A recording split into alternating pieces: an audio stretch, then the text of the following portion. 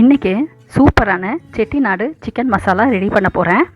கூடவே இந்த செட்டிநாடு சிக்கன் மசாலா வச்சு ஒரு சூப்பரான முட்டை குழம்பு ரெடி பண்ண போகிறேன். இந்த செட்டிநாடு சிக்கன் மசாலா உங்கள் கையில் இருந்தால் chicken biryani, mutton biryani, chicken குழம்பு, மட்டன் குழம்பு, சென்னா மசாலா எல்லாத்தையுமே சூப்பராக பண்ணிடலாம். நூடுல்ஸ் மசாலாவுக்கு கூட இதை ஆட் பண்ணலாம். நம்ம இதை வீட்லேயே ஃப்ரெஷ்ஷாக கிரைண்ட் பண்ணுறதுனால இது ரொம்பவே ஃப்ளேவர்ஃபுல்லாக இருக்கும். 1 month 2 month வரையிலும் கூட நீங்கள் வச்சு யூஸ் பண்ணலாம், ஏர்டைட் கண்டெய்னரில் போட்டு வச்சு. ஸோ இந்த செட்டிநாடு சிக்கன் மசாலா எப்படி ரெடி பண்ணுறதுன்னு பார்க்கலாம். ஃபஸ்ட்டு நான் மிளகா போட்டு அது லைட்டாக வறுத்துக்கிறேன். நம்ம யூஸ் பண்ணுற இன்க்ரீடியன்ட்ஸ் நல்ல குவாலிட்டியாக உள்ளதாக இருந்துச்சுன்னா மசாலா இன்னுமே நல்லாயிருக்கும். இதில் அப்புறம் தனியாக ஆட் பண்ணுறேன். தனியாவை நல்லா அந்த வாசனை வர வரையிலும் நம்ம வறுக்கணும்.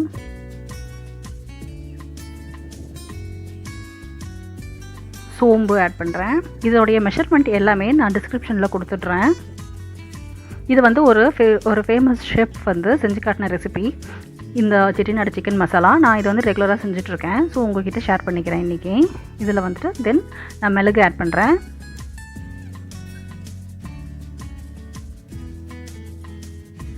சீரகம் ஆட் பண்ணுறேன். வெந்தயம் ஆட் பண்ணுறேன். எல்லாத்தையும் போட்டுட்டு ஓரளவுக்கு வாசனை வர வரையிலும் நம்ம வறுத்துக்கணும். தீய விட்டுறாதீங்க. சிக்கன் மசாலாவுக்கும் கரம் மசாலாவுக்கும் என்ன வித்தியாசம்னா பெரிய வித்தியாசம் ஒன்றும் இல்லைங்க. நம்ம ஊரில் செட்டிநாடு சைடு, தமிழ்நாடு சைடில் இதை நம்ம சிக்கன் மசாலான்னு சொல்கிறோம். வேற நார்த் இந்தியாவில் அதை கரம் மசாலான்னு சொல்கிறாங்க. என்ன 1-2 இன்க்ரீடியன்ட் மாறும், அவ்வளோதான். பார்த்தீங்கன்னா அவங்க பிரிஞ்சி இலை அதெல்லாம் கூட ஆட் பண்ணுவாங்க. நம்ம அதெல்லாம் ஆட் பண்ணுறது இல்லை, அவ்வளோதான் வித்தியாசம். வெந்தயம் நம்ம இதில் ஆட் பண்ணுறோம், அவங்க வெந்தயம் எல்லாம் ஆட் பண்ண மாட்டாங்க, அவ்வளோதான் டிஃப்ரென்ஸ். இப்போ ஒரு ரெசிப்பியில் கரம் மசாலா போடணும்னு சொல்கிறாங்கன்னா நீங்கள் அதுக்கு பதிலாக தாராளமாக சிக்கன் மசாலா ஆட் பண்ணிக்கலாம். தென் நான் பட்டை ஆட் பண்ணுறேன், லவங்கம் ஆட் பண்ணுறேன். இந்த லவங்கத்துலலாம் அந்த எண்ணெயெல்லாம் எடுத்துடுறாங்க அப்படின்னு சொல்கிறாங்க. ஸோ இதில் நான் தென் ஏலக்காய் ஆட் பண்ணுறேன். இது ஸ்டாரு.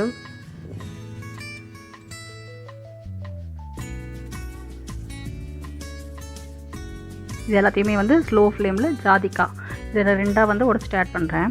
இது எல்லாமே நம்ம ஊட்டி இல்லைனா மூணார் அந்த மாதிரி போகும்போது அங்கேருந்து வாங்கிட்டு வந்தோம்னா அதோடய ஃப்ளேவரே ரொம்ப நல்லாயிருக்கு. பட் வேறு இங்கே விற்கிறதில்ல, அந்த எசன்ஸ்லாம் எடுத்துகிட்டு தான் விற்கிறாங்கன்னு சொல்கிறாங்க. இது ஆனால் எந்த அளவுக்கு உண்மைன்னு தெரியல. பட் ஆனால் நம்ம ஊர்லேருந்து இந்த மாதிரி ஊட்டி அந்த மாதிரி இருந்து வாங்கிட்டு வரதுக்கும் இங்கே லோக்கலில் வாங்குறதுக்கும் நிறையவே டிஃப்ரென்ஸ் இருக்குது. இதில் ஃப்ளேவர் ஒரு 10% தான் இருக்குது.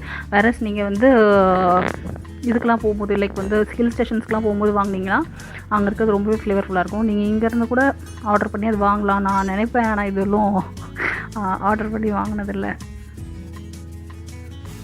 போகும்போது வாங்கிட்டு வந்தால் தான் உண்டு. ஸோ இப்போ இதை நான் பாதியாக போட்டு பவுட்ரு பண்ணிக்கிறேன். கொஞ்சம் குறப்பான பவுடராக வந்திருக்கு. ரொம்ப குறப்பாகவும் இருக்கணும்னு அவசியம் இல்லை, ரொம்பவும் சன்னமாக இருக்கணும்னு அவசியம் இல்லை, மாடரேட்டாக இருந்தால் போதும். ஸோ இதை எப்போவுமே எந்த மசாலா பொடினாலும் நம்ம ஆறின பிறகு தான் அரைப்போம். ப்ளஸ் அதை நல்லா ஆற வச்சு தான் நம்ம டப்பாவில் போட்டு வைப்போம். அப்போ தான் அது ரொம்ப நாளைக்கு கெட்ட போகாமல் நல்லாயிருக்கும்.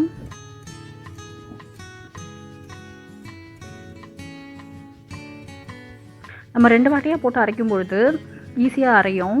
அதுக்காக நான் 2 வாட்டியாக போட்டு அரைக்கிறேன். நிறைய லோட் போட்டிங்கன்னா சன்னமாக மசியாது.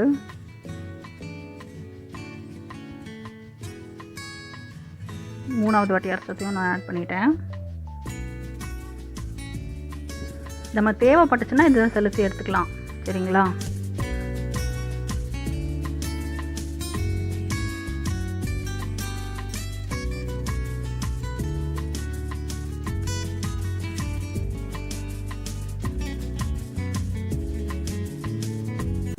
பாருங்கள், நல்லா செழிச்சிட்டோம். அந்த மீதி இருக்கிற திப்பியை நீங்கள் கடாய் மசாலா அந்த மாதிரி பண்ணும்போது அதுக்கு குறப்பாக போடணும்னு சொல்லுவாங்க. அந்த டைமில் அதை ஆட் பண்ணிக்கலாம். ஸோ நான் இதை ஏர்டைட் கண்டெய்னரில் போட்டு வச்சிடுறேன். வாங்க அடுத்து முட்டை குழம்பு எப்படி ரெடி பண்ணுறது இந்த மசாலா வச்சு அப்படின்ட்டு பார்க்கலாம். முட்டை குழம்புல எந்த ஒரு கிரேவினாலும் நீங்கள் செட்டிநாடு ஸ்டைலில் மாற்றணும்னா ஜஸ்ட் இது 1 ஸ்பூன் 2 ஸ்பூன் அப்படி ஆட் பண்ணால் போதும். கடாயில் பூண்டு, இஞ்சி இது 2 ஆட் பண்ணிவிட்டு வெங்காயம் 1 பெருசாக கட் பண்ணி வச்சுருக்கேன். இதை நான் இதில் ஆட் பண்ணுறேன். முந்திரி பருப்பு ஒரு 10 போல் ஆட் பண்ணுறேன். உப்பு ஒரு 1/2 ஸ்பூன் ஆட் பண்ணுறேன். ஸோ வெங்காயம் சீக்கிரமாக வதங்கும். தக்காளி ஆட் பண்ணிக்கோங்க வேணும்னா.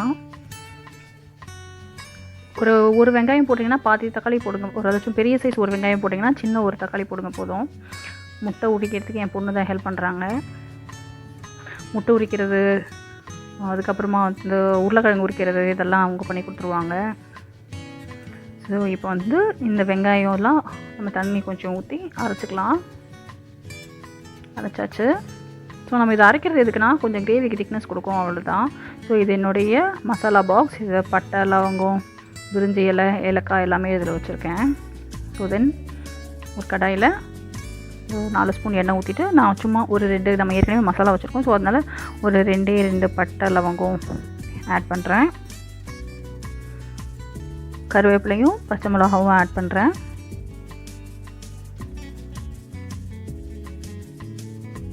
ஸோ இது நல்லா வணங்கி வந்த பிறகு சோம்பு கொஞ்சோண்டு ஆட் பண்ணிவிட்டு தென் நம்ம அரைச்சி வச்சுருக்கோம் இல்லையா வெங்காயம் ப்ளஸ் வந்து இஞ்சி பூண்டு எல்லாமே, முந்திரி, இது எல்லாத்தையும் வந்து நான் இதில் ஆட் பண்ணிடுறேன். ஸோ அந்த மிக்ஸி ஜார்லேயும் கொஞ்சம் தண்ணி ஊற்றி இதில் ஆட் பண்ணிக்கலாம். எக்ஸ்ட்ராவாக கூட கொஞ்சம் தண்ணி ஆட் பண்ணிக்கலாம். ஸோ அது மிக்ஸிலேயே கொஞ்சம் தண்ணி எடுத்து ஆட் பண்ணிக்கிறேன். இந்த கிரேவிக்கு இதுவும் நல்ல திக்னஸ் கொடுக்கும். முந்திரி ஆட் பண்ணியிருக்கோம் இல்லையா, அதனாலையும் நல்ல திக்னஸ் கிடைக்கும். ப்ளஸ் வந்து நம்ம மசாலா பொடி ஆட் பண்ண போகிறோம், அதுலேயும் கூட வந்து நல்ல திக்னஸ் கிடைக்கும். ஸோ இதில் ஒரு 2 ஸ்பூன் மிளகா பொடி ஆட் பண்ணிக்கிறேன். நம்ம ஏற்கனவே பச்சை மிளகா ஆட் பண்ணியிருக்கோம். ஸோ அதுக்கு ஏற்ற மாதிரி எவ்வளோ பச்சை மிளகா ஜாஸ்தி ஆட் பண்ணிங்கன்னா மிளகா பொடி கம்மியாக ஆட் பண்ணிக்கோங்க. அதுக்கேற்ற மாதிரி மிளகா பொடி ஆட் பண்ணிவிட்டு கொஞ்சோண்டு மஞ்சள் பொடியும் ஆட் பண்ணிவிட்டு இதை லைட்டாக கொதிக்க விடலாம்.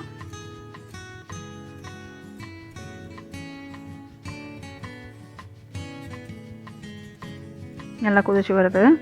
இதை கொதிச்சுட்டு ஒரு 5 நிமிஷம் 10 நிமிஷம் போல் கொதிச்சு வந்த பிறகு நம்ம வந்துட்டு நம்ம அரைச்சி வச்சுருக்க மசாலா பொடி ஒரு 2 ஸ்பூன் இல்லைனா 3 ஸ்பூன் வரையில் கூட ஆட் பண்ணலாம். உங்களுக்கு எந்த அளவுக்கு மசாலா வேணுமோ அதுக்கேற்ற மாதிரி ஆட் பண்ணிக்கலாம். நீங்கள் பிரியாணி செய்கிறீங்க வச்சுன்னா ஒரு அளவுக்கு அரிசி போடுறீங்கன்னா 1 ஸ்பூன் மிளகா பொடி, காஷ்மீரி சில்லி பவுடர் போட்டுட்டு 1 ஸ்பூன் இந்த செட்டிநாடு சிக்கன் மசாலா போட்டிங்கன்னா உங்கள் பிரியாணி எப்படி இருக்கும்னா ஒரு செட்டிநாடு ஹோட்டலில் வாங்கின பிரியாணி மாதிரியே இருக்கும். நம்ம வீட்லேயே கிரைண்ட் பண்ணுறது இதோட ஸ்பெஷாலிட்டி. ப்ளஸ் நம்ம வந்து அந்த எசன்ஸ் எடுக்காத அந்த மாதிரி நம்ம ஹில் ஸ்டேஷன்லேருந்து வாங்கிட்டு வந்ததை வச்சு நம்ம பண்ணோன்னா இன்னுமே வந்து 10 டைம்ஸ் பெட்டராக இருக்கும் அதோடய ஃப்ளேவர். இப்போ லவங்க எண்ணெய்லாம் இருக்கு இல்லையா, அதை எடுக்கிறதுக்காக வேண்டி லவங்கத்துலேருந்து எண்ணெய் எடுத்துகிட்டு வெறும் லவங்கம் மட்டும் தராங்க அப்படின்னு சொல்லிட்டு சொல்கிறாங்க. எங்கேனா நீங்கள் ஹில் ஸ்டேஷன்லலாம் போய்ட்டு நீங்கள் ரெஜிஸ்டர்டு கவர்மெண்ட் ஆத்தரைஸ்டு ஷாப்ஸில் வாங்கினீங்கன்னா அவங்க இந்த மாதிரி தான் சொல்லுவாங்க. நீங்கள் வந்துட்டு சின்ன சின்ன கடைகளில் விற்கிறதெல்லாம் வந்து எசன்ஸ் எடுத்தது, நாங்கள் விற்கிறது எசன்ஸ் எடுக்காதுன்னு சொல்லுவாங்க. அதே சமயத்தில் அவங்க சொல்கிறது உண்மையாக பொய்யான்னு பார்த்தோன்னா அவங்கக்கிட்ட வாங்குறது 10 டைம்ஸ் ஃப்ளேவர் ஜாஸ்தியாகவே இருக்கும்.